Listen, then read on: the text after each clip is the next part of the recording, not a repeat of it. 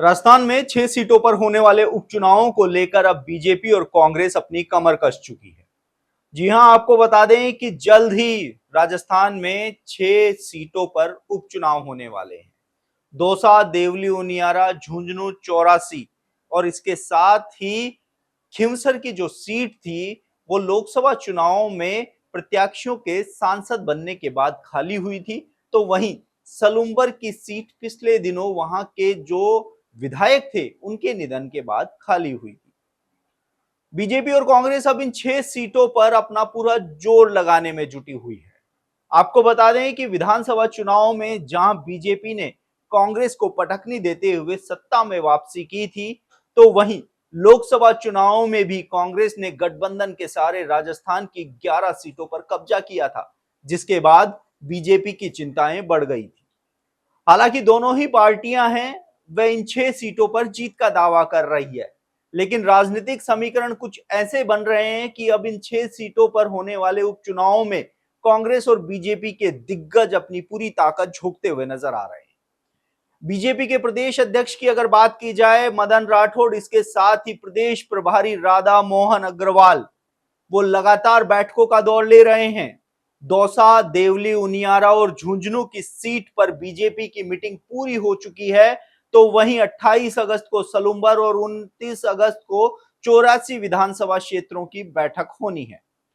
अगर खिंवसर सीट की बात की जाए तो बीजेपी अगले सप्ताह यानी कि सितंबर के पहले सप्ताह में यहां पर मीटिंग कर सकती है। तो वहीं अब कांग्रेस ने भी अपनी मीटिंगों का दौर है वह तेज कर दिया है। पीसीसी चीफ गोविंद सिंह डोटासरा ने वॉर रूम के अंदर देवली उनियारा की सीट को लेकर पदाधिकारियों के साथ गहन मंथन किया। इसके साथ ही कांग्रेस के जितने भी दिग्गज हैं उनके साथ राय मशवरे का दौर जारी है। देखिए, लोकसभा चुनाव में जिस हिसाब से बीजेपी को मुंह की खानी पड़ी थी, उसके बाद उपचुनावों में बीजेपी की चिंताएं थोड़ी ज्यादा बढ़ी हुई है। लगातार बीजेपी हमलावर हो रही है कांग्रेस को लेकर। तो वहीं पिछले 9 महीने में बीजेपी के द्वारा जो काम किए गए हैं उनको लेकर कांग्रेस बीजेपी को कटघरे में खड़ा कर रही है। ऐसे में अब राजस्थान की इन 6 सीटों पर होने वाले उपचुनाव में कांग्रेस की साख तो दांव पर है। इसके साथ ही बीजेपी भी अपना वर्चस्व बचाने के लिए कहीं ना कहीं संघर्ष करती हुई नजर आ सकती है। ऐसे में मीटिंगों का दौर जारी है। जो रूठे हुए नेता हैं उनको मनाने का दौर जारी है। पदाधिकारियों से चर्चा की जा रही है कि किन के नामों पर मोहर लगाई जाएगी।